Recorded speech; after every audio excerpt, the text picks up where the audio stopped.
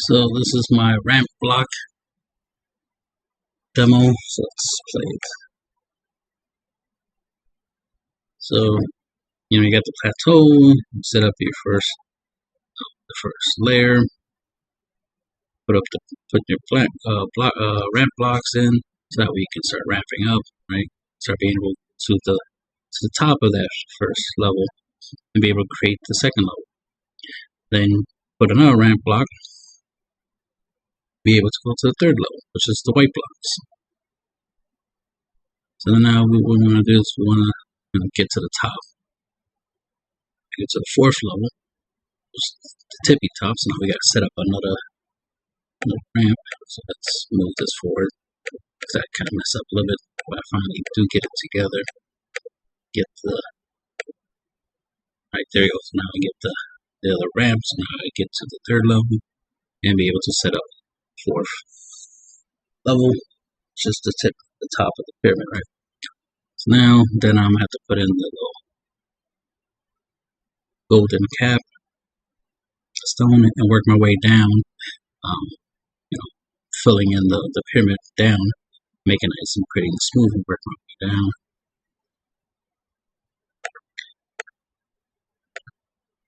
I end up, just skipping the second level and went straight to filling in the third level. I'm supposed to fill in those corners as well,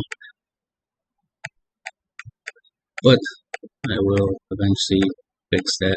I mean, this is my first time messing around with this software. Just downloaded. It's called LeoCAD, Leo CAD. Basically, it's like Lego computer-aided drawing, Lego CAD basically.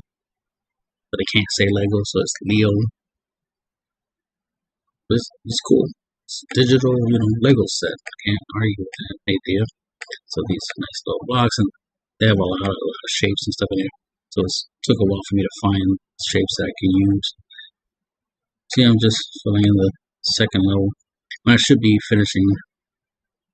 The first level. I should be finishing the second level first, and then work my way down, and then do the first level before I get down to the plateau, right?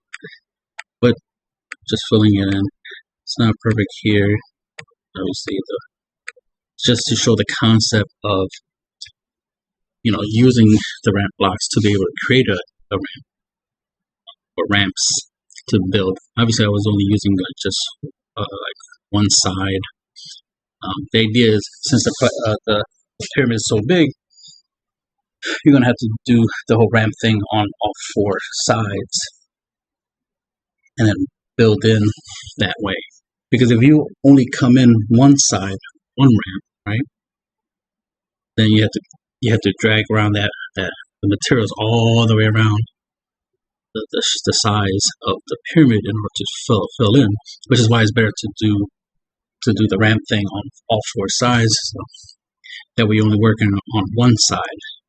So while one side is being built, the other sides are being built. So all four sides should be being built at the same time, and there should be like four or 8 ramps per level, right, to help you quickly put this together.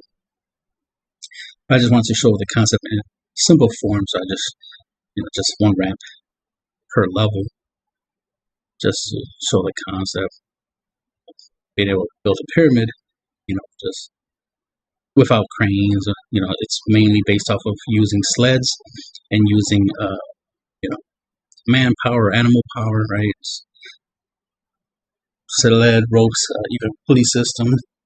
Or you could still use cranes. They'll just be smaller, and you'll be putting them on platforms and stuff, and you'll use the ramps to get the cranes up there, right, to wheel them up there, and then start picking things up.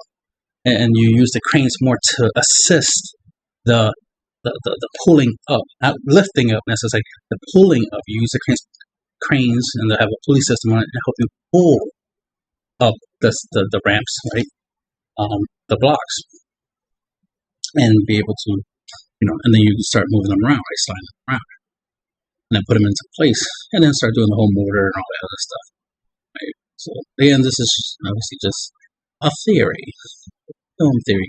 But just an idea of, if I was to build a pyramid, this is a method that I would use, especially if I don't have a lot of big heavy machinery. All I got is just people and rope and sleds and creativity, and this is how I put together a pyramid, right? Using this type of method. There was a thing where they saw, like, it looked like there was an internal ramp, and it's like, yeah, it's possible that they used the ramp block method. As you can see, it does kind of spiral, right? You see how I have it set up. It does kind of spiral upwards. So the possibility that they did use this method is possible. So this would, help explain that idea of how they have somewhat of a spiral ramp-like structure inside the pyramid when they scanned it, when they did like x-rays or something. So this will be a way of explaining that. So just a thought, right? Just an idea. Like I said, this is what I would do. Even if the Egyptians, if they're the ones who built the pyramid, likely they didn't, but even so, doesn't matter. Whoever built it, this could be a method they can build pyramid. This is, a decent method at least, even if it's not the way it was done. At least it's a way that it can be done. So you see, I'm just like messing around, trying to fit things in, try to put things in order, but it's not in the exact order that I should have done it, because everything should have went around. But like I said, this would be, if you were building a real pyramid, it would be done from all four sides. Especially the bigger the pyramid, the more likely you need to build from all the sides. Because coming in from one side and then trying to build a pyramid, you have to go all the way around. Like that's a lot of distance you have to move. Because of the base. You gotta think about the base. And the base is, the distance you have to move to put things in place. So that's why it's better to start bringing things from different sides and then build the pyramid from all four sides. So just wanted to show that. Plus, wanted to show this software for those who want to use it. I'll repeat it again. LeoCAD, Leo, like the line Leo. CAD, CAD. So LeoCAD is free, and I just downloaded it and just started messing around with it. Then I made this video just to showcase the idea, plus show how easy it is to be able to build something, to be able to mess around with this. There's a little bit of drag and drop, copy and paste, so it's very simple, very intuitive. It's almost like building things out of Legos for real. Just grab what you need. It just takes a while to get used to, some of the controls, and sometimes it's hard to grab what you want to grab. If you ever mess with Blender software or any 3D modeling software, you'll feel the similarities. Using those things to pivot, right? The blue arrow is up and down, the red arrow is one direction, the yellow arrow is in green arrow is the other direction. Then there's little curve arrows which lets you pivot 90 degrees, 80 degrees, and different. So you'll figure it out. Obviously, there's YouTube videos that can teach you how to mess with this. But this is a way you can practice. Especially if you have your own method, you want to figure out your own method, figure out how the pyramids were created or whatnot, or any megalithic structure.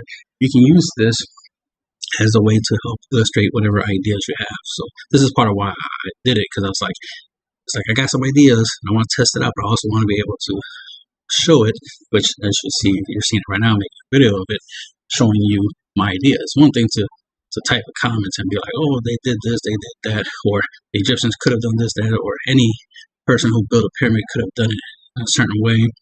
It's, a lot of people are more visual. People rather see an idea in action than to just hear an idea in action. So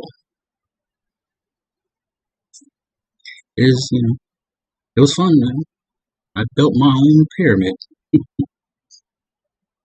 And I always consider the idea that it'd be cool one day in the near future to literally build my own pyramid. Like just find some land and just build my own pyramid. So at least this gave me practice, and this will give me an idea of how, I will, like I said, build my own pyramid. If I'm going to build my own pyramid, should learn how to do it, right? And that's the usefulness of the knowledge. For other people, it's just more curiosity. More people are just like, I just want to know how it, if it's possible, how is it possible? There's a lot of people like to do the whole like it was aliens. It's like even if it was aliens, the funny thing is they would do it a lot of the same way. The only difference is like you'll just use the whole they have UFO and they can just UFO lift it up the blocks with their UFO or use some type of tractor beam or they use some type of gravity technology because if they're UFOs, can fly through space, it's probably using a certain type of force, maybe gravity, for example, because gravity is very prevalent in space, especially when it comes to like planets and stuff like that. How do these big planets float in space, right? Gravity. So it would be that idea that they must be using gravity. So if they were anti-gravity, right, they have a way of controlling gravity, so they can easily lift the blocks up with anti-gravity technology. It's like, yeah, that is possible. Or you understand gravity, like I mentioned earlier, how gravity is a resistive force, so it's trying to resist movement, lifting of blocks. Instead of trying to lift it straight up, pull it, or quote unquote lift it at an angle. And that's where the ramps blocks come in. Because the blocks definitely can support the weight. I mean, they're going to be used to support the weight of the pyramid in the first place. So you can't say the blocks aren't strong enough to support the weight because they're literally supporting the weights of the blocks in the pyramid right now. So the ramp block idea definitely has some validity, right? It's valid. I think it's valid. The ramp block idea is valid. And then, you just build this way. I mean, one way to find out is to actually build an actual pyramid with this method, right? Let's see how well it does. Right now, it's a cute method for Legos. In real life, we'll see, right? That's the end of the video.